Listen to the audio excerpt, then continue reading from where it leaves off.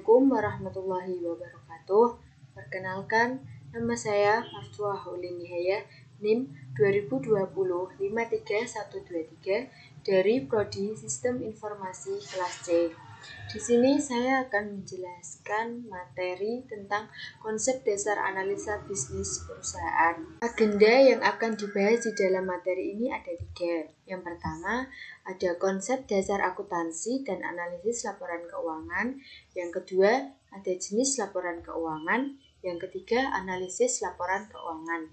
Next. Analisis laporan keuangan. Analisis laporan keuangan atau Financial Statement Analysis adalah analisis yang dilakukan guna menguji keterkaitan angka-angka akuntansi dan tren angka tersebut dalam periode waktu tertentu yang ada di dalam perusahaan. Mengapa harus dilakukan analisis laporan keuangan? Yang pertama, menilai kondisi keuangan dan hasil usaha perusahaan masa lalu, masa sekarang, dan prediksi yang akan datang. Yang kedua, menilai kekuatan dan kelemahan keuangan perusahaan. Yang analisis bisnis ada 2, dibagi menjadi 2. Yang pertama, evaluasi prospek. Yang kedua, evaluasi resiko. Nah, kedua ini bisa menjadi pengambil keputusan bisnis. Yang pertama, investor, kreditor, manajer, analisis merger dan akuisisi, direktor, regulator, eksternal auditor. Eksternal auditor ini sebenarnya ada 2. Ada internal auditor dan eksternal auditor. Pekerja atau serikat pekerja, kemudian lawyer. Framework analisis laporan keuangan. Komponen dalam proses analisis bisnis.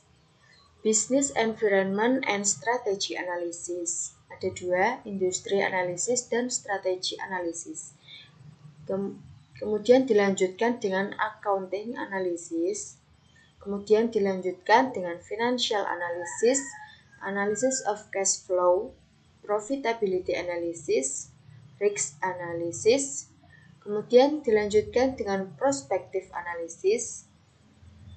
Dilanjutkan intrinsic value, financial analysis, dilanjutkan dengan cost of capital estimate, dilanjutkan di intrinsic value. Lanjut. Framework analisis laporan keuangan. Yang pertama, menilai lingkungan bisnis, membaca dan mempelajari laporan keuangan dan catatan atas laporan keuangan. Ketiga, menilai kualitas laba. Yang keempat, analisis laporan keuangan.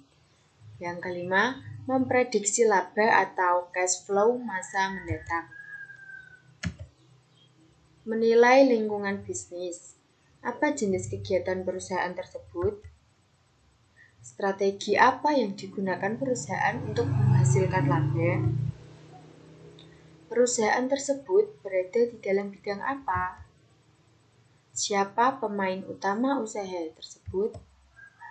Yang kelima, siapakah pesaing utama perusahaan? Yang keenam, bagaimana hubungan antara perusahaan dengan konsumen dan supplier? Terakhir, bagaimana pengaruh perubahan ekonomi terhadap penjualan dan laba perusahaan? Nah, analisis industri. Analisis potensi laba berdasarkan kondisi industri. Setiap industri memiliki profitabilitas yang berbeda, tergantung dari keunggulan yang dimilikinya. Kompetisi industri dengan industri yang lainnya akan mempengaruhi profitabilitas industri. Kompetisi dalam industri akan mempengaruhi profitabilitas masing-masing perusahaan dalam industri. Struktur pasar dalam suatu industri menentukan apakah perusahaan dalam industri tersebut dapat memperoleh laba yang abnormal. Kondisi perekonomian mempengaruhi profitabilitas industri dan perusahaan. Aktivitas bisnis. Aktivitas perencanaan tujuan ada 10 tujuan. Yang pertama, ada pricing, strategi, promosi, proyeksi, tantangan, opportunity, bekerja manajemen, distribusi, permintaan pasar, dan yang terakhir ada kompetisi. Next, faktor yang menentukan profitabilitas. Ada 5. Yang pertama, rivalry among existing firm, industry growth atau pertumbuhan industri. Yang kedua ada concentration atau konsentrasi. Ketiga, diferensiasi. Keempat, switching cost. Kelima, fixed variable cost. Keenam, excess capacity. Dan yang terakhir ada exit barriers. Yang kedua, threat of new entrants. Yang pertama, scale of economies. Kedua, distribution access. Yang ketiga, relationship. Yang keempat, legal barriers. Yang ketiga, threat of substitute product. Yang pertama, relative price and performance. Yang kedua, buyer willingness to switch. Ini semua masuk di dalam industri profitability. Kemudian yang keempat, bargaining power of buyers, switching cost, differentiation, importance of product for cost and quality. Kelima, number of buyer, volume per buyer. Bargaining power of suppliers, switching cost, differentiation, importance of product for cost and quality, number of buyers, volume for buyers. Analisis keuangan atau financial analysis, yaitu proses untuk mengevaluasi posisi keuangan dan kinerja dengan menggunakan laporan keuangan. Dibagi menjadi 3. Yang pertama ada analisis profitabilitas atau evaluasi pengembalian investasi, analisis resiko, yaitu evaluasi resiko dan kemampuan membayar, arus kas, yaitu evaluasi sumber dan penggunaan dana. Alatnya, analisis rasio, analisis arus kas, memunculkan resiko akuntansi.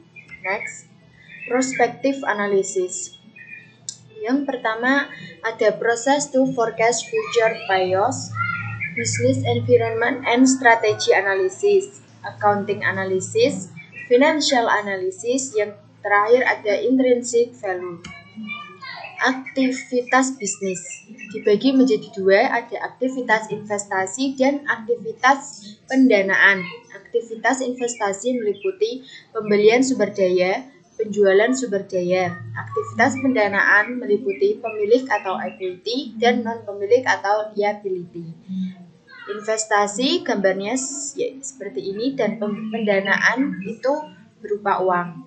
Investasi sama dengan pendanaan. Next, aktivitas bisnis dibagi menjadi 3. Yang pertama ada aktivitas investasi, yang kedua ada aktivitas perencanaan, dan yang terakhir ada aktivitas pendanaan. Aktivitas operasi yaitu pendapatan dan biaya dari penyelenggaraan kegiatan produksi dan pemberian jasa. Laporan keuangan yaitu suatu laporan yang berisi informasi keuangan mengenai suatu badan usaha yang akan dipergunakan oleh pihak-pihak yang berkepentingan sebagai bahan pertimbangan dalam pembuatan keputusan. Lanjut, laporan keuangan merupakan output dari proses akuntansi. Laporan keuangan, laporan posisi keuangan atau neraca, statement of financial position atau balance sheet. Yang kedua, laporan laba rugi dan penghasilan komprehensif lain atau income statement and other comprehensive income.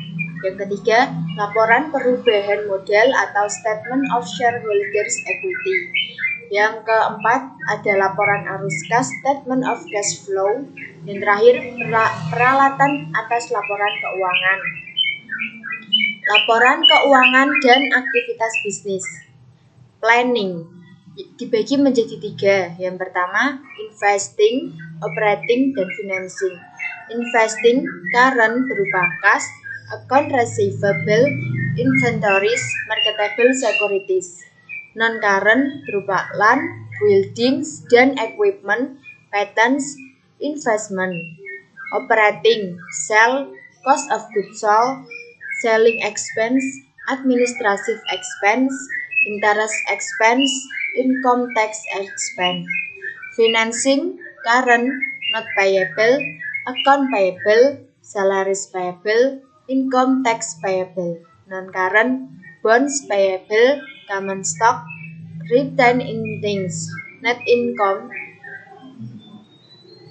berupa income statement, cash flow, statement of cash flow, aset berupa funds in, liabilities and equity, balance sheet, kemudian statement of shareholders equities. Informasi tambahan selain laporan keuangan. Yang pertama ada diskusi manajemen atau MDA, yang kedua laporan manajemen, yang ketiga laporan audit, yang keempat tambahan penjelasan atas catatan LK, yang kelima informasi tambahan, yang keenam proxy statement. Sumber informasi berasal dari laporan tahunan, laporan keberlanjutan, laporan realisasi anggaran, laporan kontrak manajemen, dan key performance indicator. Yang keenam ada announcement perusahaan. Yang terakhir ada website. Next. Akuntansi keuangan dan manajemen. Akuntansi dibagi menjadi dua. Yang pertama, akuntansi keuangan yaitu laporan keuangan dan pengungkapannya. Yang kedua, ada akuntansi manajemen, rencana, anggaran, dan laporan kinerja unit. Pemakai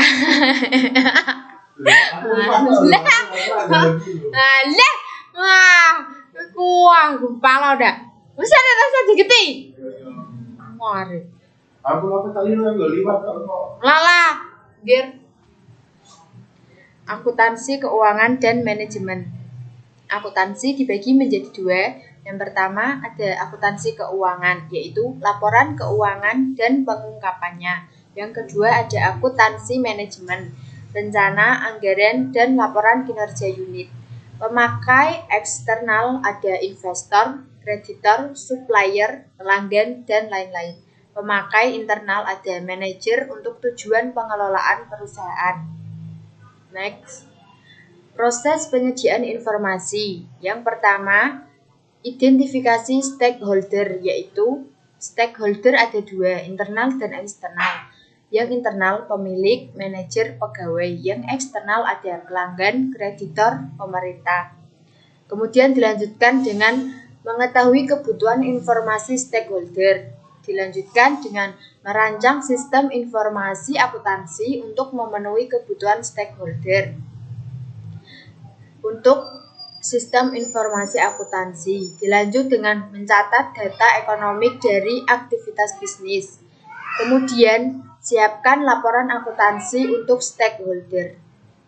Next, alur transaksi bisnis. Yang pertama, persetujuan transaksi. Yang kedua, transaksi terjadi.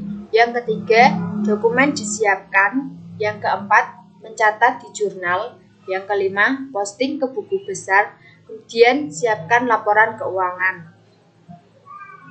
Proses akuntansi. Setelah melakukan identifikasi dan pengukuran item yang dicatat, langkah-langkah siklus akuntansi adalah sebagai berikut. Tahap 1 ada pencatatan atau penjurnalan. Tahap 2 ada posting dari jurnal ke buku besar. Tahap 3 membuat neraca saldo atau trial balance sebelum penyesuaian. Tahap 4 membuat jurnal penyesuaian untuk menyesuaikan akun akrual dan akun penanggungan. Tahap 5 membuat neraca saldo yang disesuaikan. Tahap 6 membuat laporan keuangan. Tahap 7 membuat jurnal penutup akun nominal. Tahap 8 membuat neraca saldo setelah penutupan. Tahap 9 membuat jurnal pembalik atau opsional. Sistem akuntansi terdiri dari akun-akun atau account, kemudian dicatat ke dalam jurnal, kemudian diposting ke buku besar atau ledger. Sistem akuntansi mencatat transaksi dan kejadian lain, kemudian mengklasifikasikan item, kemudian meringkas dampaknya, dan yang terakhir melaporkan hasilnya ke dalam laporan keuangan. Terima kasih. Sekian video presentasi yang dapat saya sampaikan. Apabila ada kesalahan kata, saya minta maaf yang sebesar-besarnya. Wassalamualaikum warahmatullahi wabarakatuh.